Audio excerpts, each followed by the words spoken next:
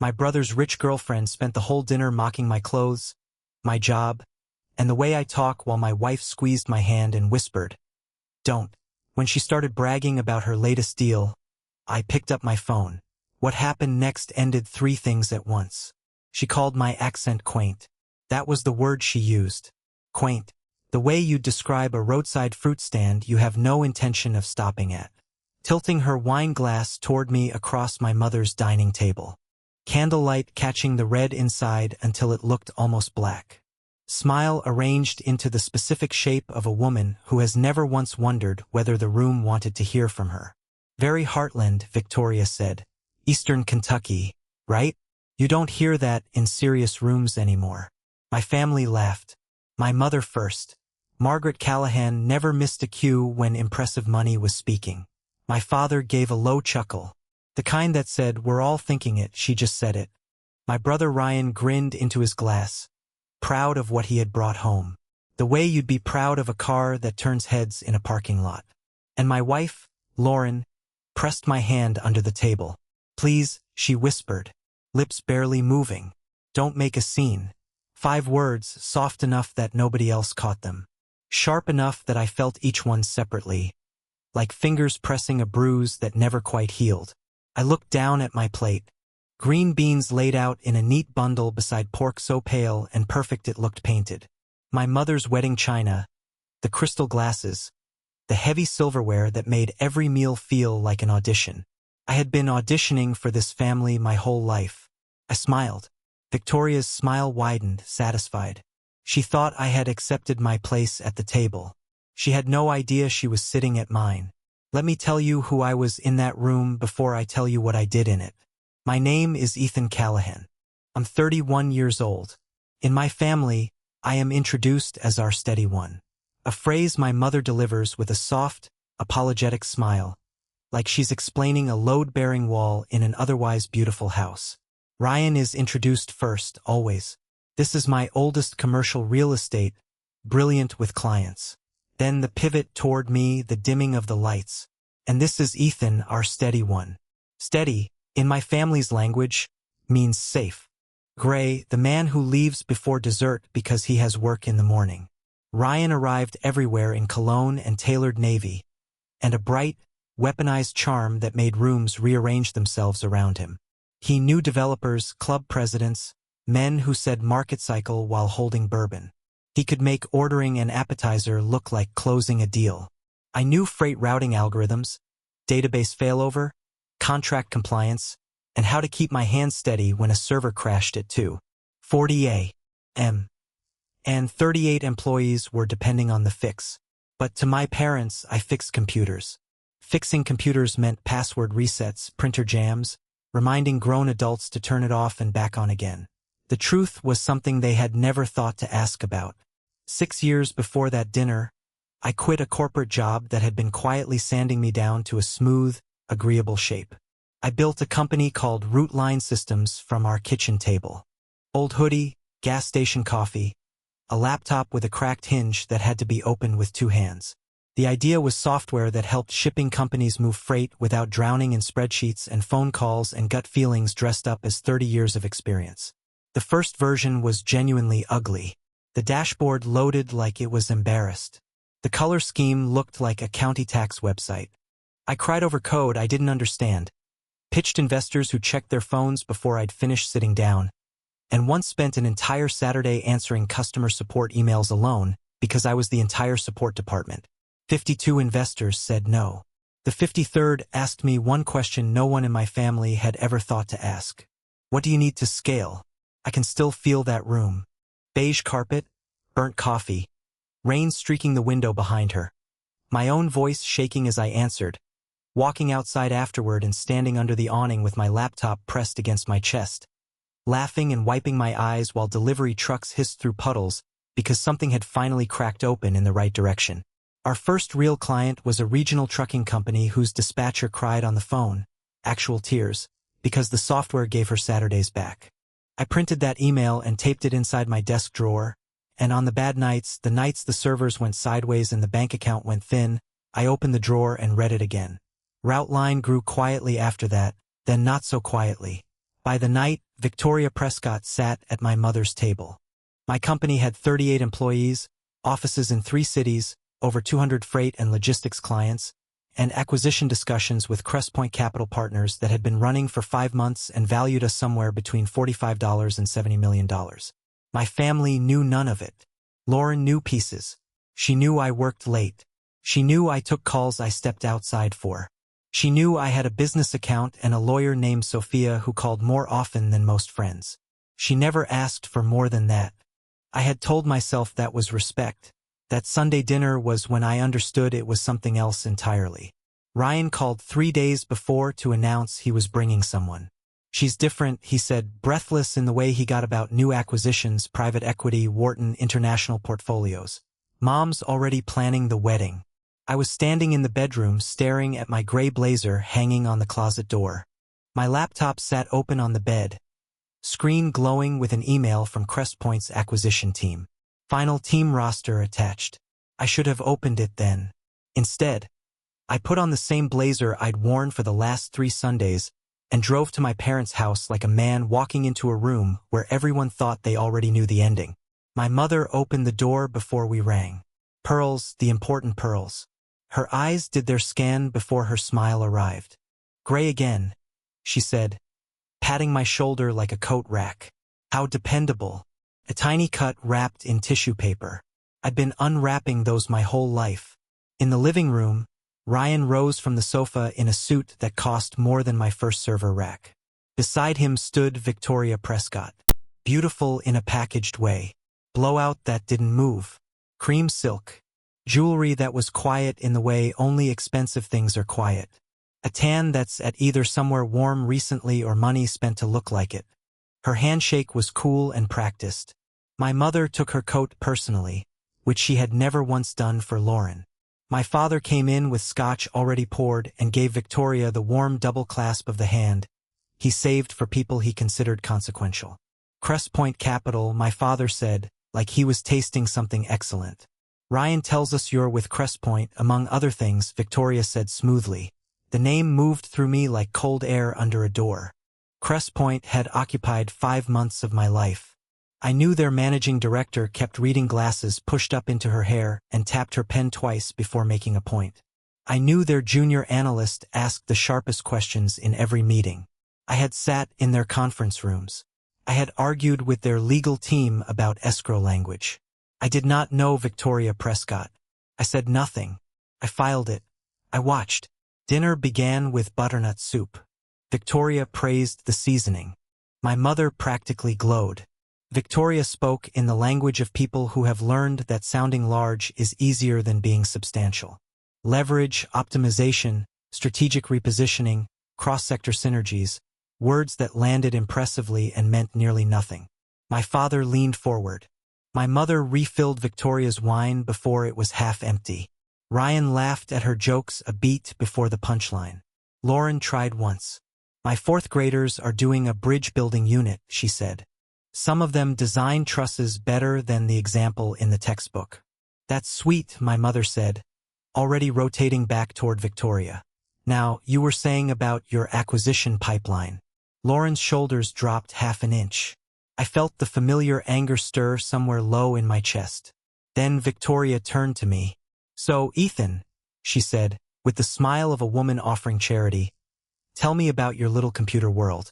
The dining room felt suddenly colder.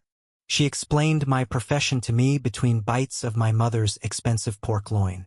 Tech support is necessary, obviously, she said, but real value gets created above that level. Capital, positioning, deal flow. Deals usually run on software, I said, a nervous laugh around the table. My mother rescued her with smooth speed. Ethan has always preferred stability. He's not a risk-taker. My father nodded something about temperament. Ryan gave me the sympathetic smile I hated most, the one that said he forgave me for being unimpressive. Lauren stared at her plate. Victoria called my blazer sensible, then timeless, then refreshingly humble. Each word a smaller box to put me in. She told Lauren she should leave teaching for corporate training. Same skills, better compensation, and laughed lightly when Lauren said she loved her classroom. Of course, passion is lovely, until the roof needs replacing. My fork clicked against the plate. Lauren's hand landed on my knee under the table. Not comfort, containment. Dessert came, creme brulee and my mother's ramekins. She named the pastry shop before anyone had lifted a spoon. I sat with cooling coffee and watched a woman spend 2 hours using money as a measuring tape. And I measured the distance between who I was at that table and who I was every other hour of my life. Then came the accent. Quaint, Victoria said, in a heartland kind of way. Everyone laughed. My father, who used to stop me mid-sentence at this same table when I was 13 and make me repeat words until they came out flat because he said I sounded like the feed store. My mother, Ryan. The whole warm, lit room agreeing, without saying it, that I was the local color at a table that had outgrown me. Lauren squeezed my hand. Don't make a scene. I looked at her. She was pale. Not embarrassed for Victoria. For me. For what I might do to disturb the polished cruelty everyone had agreed to call dinner. Something inside me went very quiet. Not broken. Quiet. Broken things fall apart. Quiet things pay attention. Then Victoria leaned back with her wine glass and said the thing. Speaking of real value, I'm in the middle of a major acquisition right now. Logistics software company. Route something. My pulse didn't race. It dropped. The platform's decent, she continued. Mid-tier freight tech of all things. We're planning to restructure leadership, clean up the tech stack, cut the redundancies and flip it inside 2 years. These founders never understand what they're sitting on. They stumble into product market fit, and then people like us come in and professionalize it. The spoon in my hand went still over the creme brulee. Route something. My company. My mother's eyes shone with admiration. My father leaned forward asking about timelines. 90 days, Victoria said. Fast, close. People like us. Founders like me. I looked around the table. My mother enchanted. My father impressed. Ryan glowing over his selection. Lauren politely lost. Nobody knew that the woman performing a deal she had no part in was talking about the 38 employees I had hired one nervous interview at a time, the 200 clients I had won, the product I had written ugly first drafts of in my kitchen in an old hoodie. But I knew, and for the first time all night, I smiled for myself. Victoria. My voice went through the room the way a chair scraping tile goes through a quiet restaurant. Every head turned. Even the candle flames seemed to steady. Victoria blinked. Yes? Which firm did you say you're with? She recovered smoothly. Crest Point Capital Partners. And you're leading the Routeline acquisition? That's right. Amused now. Why, do you know somebody there? Ryan laughed under his breath. My mother fired a look at me that meant do not embarrass this family in front of her. Lauren shifted in her seat. I set my spoon down. The silver made one small final sound against the ramekin. Something like that, I said. I opened my phone. I had organized the folders months ago. Crest Point due diligence. Acquisition team. Legal correspondence. Public filings. My fingers moved through them without hurrying. I found the team roster. Official Crest Point letterhead. Dated that week. Every person involved in the Routeline negotiations. I turned the screen toward Victoria. That's strange, I said, because I'm the founder and CEO of Routeline Systems. I've been negotiating with Crest Point for 5 months. And your name isn't on the acquisition team. The silence was the kind that happens when something expensive breaks in another room. Victoria's smile didn't vanish immediately. It held first, then began cracking at the edges, the way ice cracks from the center outward before anything actually falls in. My mother stared at me like I had started speaking another language. My father's eyes dropped to the phone. Ryan said, in barely a whisper. Lauren stopped moving entirely. I scrolled. Managing director, legal counsel, analysts, technical review team, integration consultants. I looked up. No Victoria Prescott. She cleared her throat. Acquisition structures are complicated. Not everyone appears on every internal document. These aren't internal summaries, I said. These are the official rosters sent directly to me as CEO. The flush rose up through the tan. I opened the second document. Also, according to public records, you haven't worked at Crest Point in 7 months. My mother's wine glass trembled. A thin red line slipped down the bowl and touched her finger. Victoria's voice changed register. Lost the velvet. You have no idea what you're talking about. I turned the screen toward the whole table. Employment separation disclosure, I said. Filed after Crestpoint removed her for cause. Misrepresenting deal involvement. Falsifying client reports. Claiming credit for acquisitions she had no role in. Ryan made a sound I had never heard from him. Small. Punctured. Like air. Leaving something that had been inflated for years. Victoria stood, her chair scraping hard against the floor. That is completely out of context. What context makes fraud acceptable? I asked. Nobody laughed. The candles kept burning. The old radiator ticked. Outside, a car passed on the wet street, tires whispering over pavement. The ordinary world continued while the carefully constructed one at this table came apart at the seam. My father read the document on my phone with the concentration of a man watching his own judgment collapse in real time.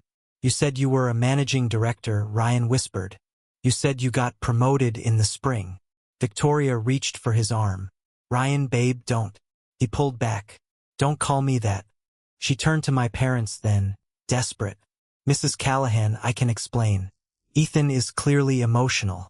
Maybe he misread something. I laughed. Surprised everyone, including me. I built the company you just called mid-tier, I said. I wrote the first code at my kitchen table. I survived 52 investor rejections. I know every person on that acquisition team, down to which analyst keeps protein bars in his laptop bag because diligence meetings run long. I leaned forward. You don't get to sit in my mother's house, mock my work, mock my wife's classroom, mock my voice, and then wear my company like a costume. Victoria looked at Lauren then. Last resort. Another quiet spouse to smooth it over. Lauren looked away. My mother stood. Her chair barely made a sound. She didn't need volume. Margaret Callahan had run rooms for 30 years on atmosphere alone. Get out of my house, she said. Margaret, please. Now. Victoria looked at Ryan one last time. He was gripping the back of his chair, knuckles white, staring at a spot on the tablecloth like the evening might reassemble itself if he didn't move. She grabbed her coat and her little quiet jewelry and walked to the front door. It opened, closed, and in the silence after, every person at that table turned and looked at me. For 31 years I had been furniture at that table. Now I was the only thing in the room. Nobody spoke for a long moment. My father missed his glass pouring the scotch. Amber ran over his hand and he didn't notice. Ryan stared at the empty doorway. The hallway clock ticked with the specific obscenity of sound continuing when everything else has stopped. You're the CEO, my mother said. Yes. Of the company she was talking about? Yes. My father looked up. What's the valuation? Of course. Numbers first, feelings later, if at all. Between 45 and 70 million, I said, depending on which structure we accept. The word million moved across the table like weather nobody had dressed for. Why didn't you tell us? My mother asked. I looked at her carefully. There were so many answers. Because you called me steady like it was a consolation prize. Because Dad interrupted me every time I talked about anything real. Because Ryan's watch got more follow-up questions than my career. Because the one time I mentioned building something of my own, you told me stability suited me. Which was your way of saying ambition didn't. I gave her the cleanest true thing I had. You never asked. She flinched. Good. Some truths should land before they're softened. Lauren reached for my hand under the table. This time I moved mine away. She noticed. Her face shifted. Just slightly. Just enough. Ethan, she whispered. I need air. The hallway was colder. I walked past the family photos in their silver frames. Ryan at his college graduation. Ryan at the club championship. Ryan shaking hands with the mayor at a ribbon cutting. I was in some of them, technically, at the edge, half-turned, a shoulder in the background of my own family. Lauren followed me to the front entry. Can we talk? I faced her under the chandelier, the one my mother called understated, even though it was roughly the size of a satellite. You told me not to make a scene, I said. She closed her eyes. I know. A woman was mocking me in front of my entire family. Panicked. You always panic here. Your family makes me feel like I'm nothing. Something cold moved through me. And your solution was to help them make me nothing too? Her mouth opened, then closed. The first honest thing she'd done all night. I didn't know, she said quietly. About the company. Not really. You knew enough to ask. I thought you'd tell me when you were ready. No, I said. You thought that not asking meant you never had to know. There's a difference. Her eyes went wet. That's not fair. Fair? I looked at her. I spent 4 years defending you to the people in that room. I told myself you were gentle, not weak. But tonight I understood something. You weren't just avoiding conflict. You were protecting your seat at the table. A quiet husband made your fear look like peace. A quiet husband never forced you to choose. That's not true. Then why was your first instinct to silence me instead of her? She looked toward the dining room, then back at me. The answer was all over her face. My mother appeared at the end of the hallway. Her face bare in a way I had never seen it, even with the makeup still on. Ethan, please stay. I looked from her to Lauren to the dining room where the plates sat half-finished and cooling. For once nobody was directing me. For once they were waiting. I picked up my coat. No, I said. Where are you going? Lauren asked. I opened the front door. Cold air rushed in, smelling like wet leaves and distance. Somewhere I don't have to be small. I stepped outside alone. The whole house behind me went quiet. I drove without music. The roads were slick and black under the streetlights. My hands were steady on the wheel, but my chest felt hollowed out, scraped clean of everything familiar. I didn't go home. Home was where Lauren would follow, apologize, make tea, and try to convert one clear truth into a complicated conversation. I didn't have the strength to comfort her through the consequences of hurting me. I checked into a hotel downtown on my business account. Citrus cleaner and fresh flowers in the lobby. A woman at the desk handed me a key card like I was anyone else. No history, no expectations, no "oh, you're Ryan's brother." And that almost undid me more than anything at that table had. Just my name. Room 1412. I stood in the elevator watching the numbers climb in red light while my phone buzzed continuously. Mom, Dad, Ryan, Lauren. Unknown number. Lauren again. I turned it face down on the hotel desk, sat on the edge of the bed in my undershirt, and cried in the specific ugly way I never let myself cry around other people. Mouth open. One hand pressed flat against my sternum because grief has a body and mine had been carrying too much of it for too long. I cried for the kid who practiced flattening his vowels at the bathroom mirror because his father said people noticed. I cried for every dinner where I laughed at jokes aimed at me just to keep the evening smooth. I cried for 4 years of believing that a wife who loved me quietly in private was enough, even when she wouldn't defend me in public.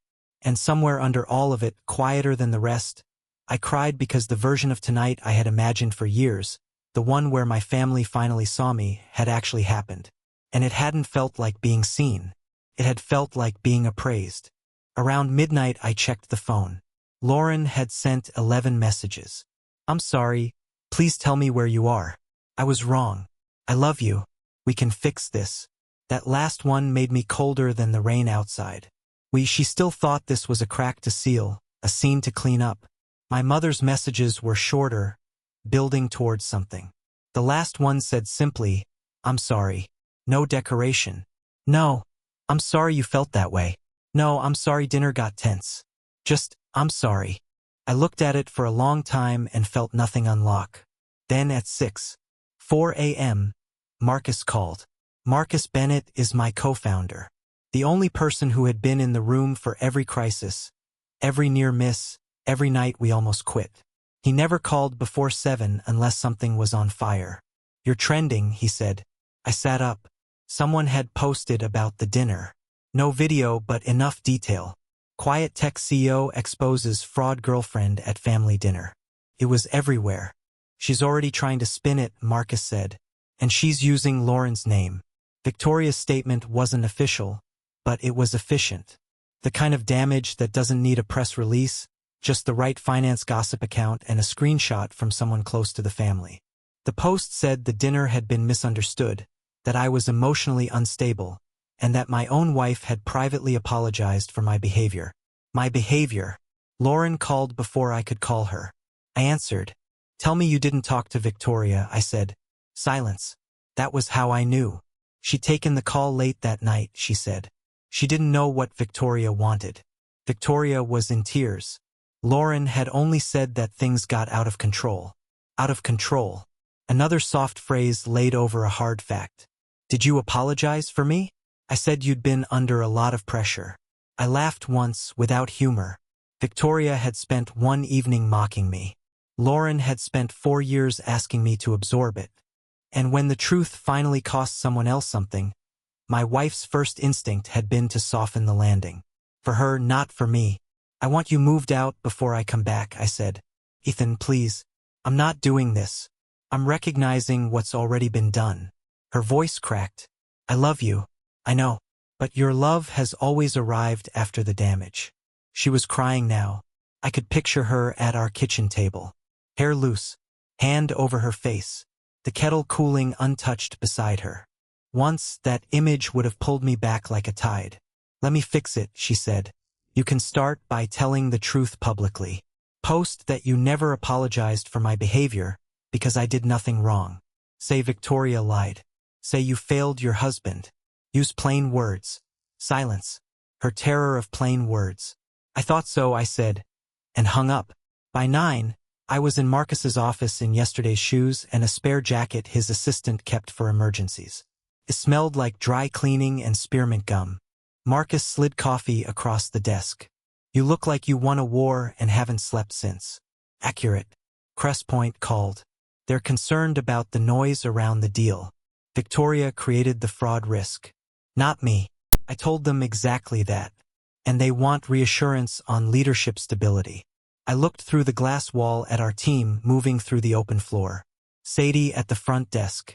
The dev cluster gathered around one monitor. Morning Sun on the Routeline logo we had printed ourselves at a copy shop because we couldn't afford real signage. Leadership stability. I had built stability with shaking hands at a kitchen table in a hoodie while my family called me boring. Schedule the call, I said. You sure? No. But I'm done letting other people narrate me. Before the Crestpoint call, my phone buzzed with a text from my father. Your mother and I are coming to your office. We need to talk. The elevator doors opened beyond the glass before I could answer. My parents stepped out together, moving through my company's lobby like people who still expected rooms to rearrange themselves. My mother held her purse in both hands. My father's jaw was set. For the first time in 31 years, I did not stand up to greet them. They looked smaller in my office than they ever had in their house. At home, they had the advantage of chandeliers. Wine poured before anyone could decline it. 30 years of careful staging that said this family has substance and taste. Here, under clean office light, with my company's name on the wall behind me, they looked like visitors who had gotten off on the wrong floor. My father noticed the logo first. His eyes stayed on it half a second too long. My mother noticed the employees, the glass conference rooms, the people doing real work in real time. And I watched her understand, piece by piece, that this was not a lucky accident or a little side project she'd been charitable about. This was 38 people. This was alive. Sit down, I said. My mother's lips parted. I had never spoken to her that way. Not rudely, not loudly, just directly. She sat. My father stayed standing. This is getting out of hand. Which part? The attention? The gossip? The reputational risk? To whom?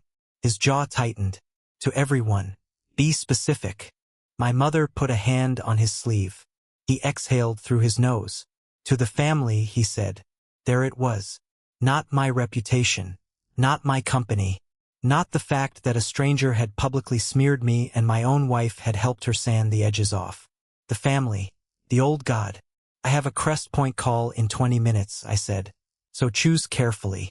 Are you here as my parents? Or as damage control for the Callahan name? My mother's voice shook when she answered. As your parents. My father looked at the floor. I waited. Finally, he sat. We failed you. My mother didn't look away when she said it. I spent years making you feel like less because you didn't perform success in a way I recognized. I called you steady when I meant safe. I was proud of Ryan for being impressive and never noticed that both of you were performing for me instead of living. My father rubbed his face. He looked older than he had 48 hours earlier. I undervalued my own son, he said quietly. I price risk for a living and I got this one completely wrong. Something in my chest ached. Not opened, just ached. I believe you're sorry, I said. My mother reached across the desk for my hand. I moved mine away before she got there. Her face crumpled. But sorry doesn't reinstall me into the family as it was, I said. I'm not coming back to Sunday dinners where a few tears erase 31 years. I'm not becoming your redemption story. I'm not proof that you're better now. We don't expect that, she whispered. You do. You just don't know it yet. My father looked at me with something I didn't recognize at first. Then I did. It was the look of a man who has spent his whole life asking the wrong questions and has just noticed. What do you want? He said. Marcus held up 2 fingers through the glass. Crest point in 15. Distance, I said. Stop calling because you're uncomfortable with the consequences of your own choices. Let Ryan figure out who he is without using me as a measuring stick. Don't talk about me at the club to your friends, to anyone. When you've done that long enough to mean it, I'll let you know. And Lauren, my mother asked. The name entered the room like smoke. I've asked her to move out. My father frowned. Divorce is a serious step. So is 4 years of public cowardice. Sadie knocked on the glass. Crest points ready. I stood. My parents stood automatically. Reflex. From a lifetime of rooms, they ran. My father looked toward the conference room, then back at me. Are you going to be all right? For once, the question sounded real. Not an evaluation. Not doubt. Just a father. Frightened. I picked up my laptop. I already was, I said. You just didn't know. Victoria's email to Crest Point had gone out that morning. Subject line, formal clarification regarding false allegations. She claimed she had consulted informally on the Routeline deal. That I had misread casual dinner conversation. That her separation from Crest Point was mutual and unrelated to ethics. And then, her worst move, the one that would cost her everything. She suggested that Routeline's leadership might be unstable because its CEO had allowed a personal family conflict to bleed into professional judgment. Sophia, my attorney, joined by video from Chicago and read it on screen with the expression of a woman who genuinely enjoys this part of the job. Good, she said. Marcus looked at her. Good? She put it in writing. Elena Sinclair appeared on the Crest Point screen. Reading glasses pushed up into her hair, blue notebook, pen tapping twice before she spoke. Ethan, we received Ms. Prescott's email, and I want to be clear before anything else. Crest Point has no ongoing relationship with Victoria Prescott. She was terminated for cause. Then I need that in writing, I said. Today, I also need written confirmation that she had no role, formal or informal, in the Routeline acquisition. I need Crest Point to notify every recipient of her email that her statements are false. And I want a revised indemnity clause protecting Routeline from any liability connected to her misrepresentations. Marcus glanced at me sideways with something close to pride. Elena studied me through the screen. That's a significant set of requests. So was being dragged into a fraud narrative by your former employee. A faint smile. Fair. We negotiated for 40 minutes, not begging, not reacting, negotiating. When the call ended, Sophia leaned toward her camera. And your wife. She knew. Good lawyers hear the unsaid. She's moving out today. Do you want a referral? Send it. That evening, I went back to the apartment with Marcus waiting downstairs in the car. The hallway smelled like somebody else's garlic dinner. My key turned smoothly in the lock. Inside, 2 suitcases stood by the door. Lauren was in the living room, holding the framed photo from our courthouse wedding. Me laughing, tie crooked. Her looking up at me like the world had narrowed itself down to one person.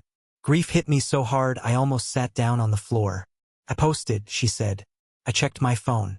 My husband did nothing wrong. Victoria Prescott lied. I failed to defend Ethan when he deserved it, and I am ashamed of that.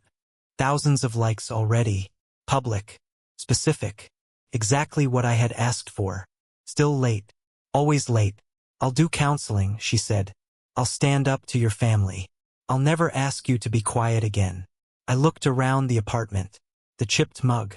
The stack of 4th grade science tests. The little basil plant dying on the windowsill because we always forgot to water it until it was nearly too late. This had been my life. Not all bad. That's what made leaving harder. Not less necessary. You're promising to be someone I needed 4 years ago, I said. She cried quietly. I could see her trying not to. Once that would have been enough to pull me back. Do you hate me? She asked at the door. No, I said, and meant it completely. I just don't choose you anymore. The door closed. The apartment went quiet. Then Victoria's number sent a message from an unknown line. You think you won? You have no idea what I can still take from you. I screenshotted it. Forwarded it to Sophia. Blocked the number. She called in under a minute. Don't respond. I didn't. People like Victoria run on private shame, she said. You are no longer private. By morning, Crestpoint had issued their statement. Crestpoint Capital Partners confirms that Victoria Prescott is not employed by the firm, has no role in any current transaction involving Routeline systems, and is not authorized to represent Crestpoint in any capacity. Clean. Final. Public. Victoria's consulting website disappeared by that afternoon. Her profile went dark. Former colleagues stopped returning her calls. A finance newsletter picked up the story and ran it under a headline that required no editorializing at all. By 3 o'clock, Ryan texted me a screenshot of Victoria trying to reach him 14 times. Did you answer? I asked. No. Then I wanted to. Not because I miss her. Because I want to know how I was stupid enough to believe her. You weren't stupid. I wrote back. You were trained to value the packaging over the person. We both were. He didn't reply for a while. Then, I'm sorry I laughed at dinner. That apology landed differently than my parents had. Less polished. Less desperate to be forgiven. I typed back, I know. Not, I forgive you. Not, it's fine. Because it wasn't fine. But it was honest. And honest was the only currency I had any use for now. 3 weeks later, the Crestpoint terms changed. They came back stronger. But I no longer wanted to sell control. Not completely. The noise had brought attention. New customers. New investors. And something I hadn't expected. Emails from founders who wrote at midnight saying, I thought I was the only one whose family had no idea. The platform that had started as ugly code on a kitchen table was finally being seen at full size. So I negotiated a growth partnership instead. Capital without surrender. Expansion without erasure. At the final meeting, Elena Sinclair said, You realize most founders would have taken the original number and walked. I spent too long being walked over, I said. I'm not selling my company just to become a footnote in someone else's portfolio. She smiled. Then let's build. The deal closed in December. No Victoria. No family spectacle. No wife beside me for the photos. Just me and Marcus and our legal team and 38 employees cheering across the open floor when I walked out holding the signed documents. Sadie from the front desk popped grocery store champagne because that's what we had in the fridge. Somebody played music too loud. Marcus hugged me hard enough that my ribs complained. You did it, he said. Through the glass wall, I could see snow starting to fall over the city. I had spent years imagining that success would feel like applause from the people who doubted me. Vindication delivered at volume. It didn't feel like that. It felt like keys in my own hand. When my mother texted, We are so proud of you, son. I looked at the screen for a long time. Thank you, I wrote back. Nothing more. Because pride, like love, means something different when it only shows up after proof. By January, my life was unrecognizable in quiet ways. A new place 15 minutes from the office. High enough up that traffic sounded like weather. The first night, I slept on a mattress on the floor because the furniture hadn't arrived. Take out noodles from the carton. Snow blurring the city lights beyond the window. No one to tell me not to make trouble. No one to be disappointed by the size of my voice. The silence felt strange at first. Then it felt clean. Lauren signed the separation papers in February. We met at the coffee shop near the courthouse where we used to buy cinnamon rolls.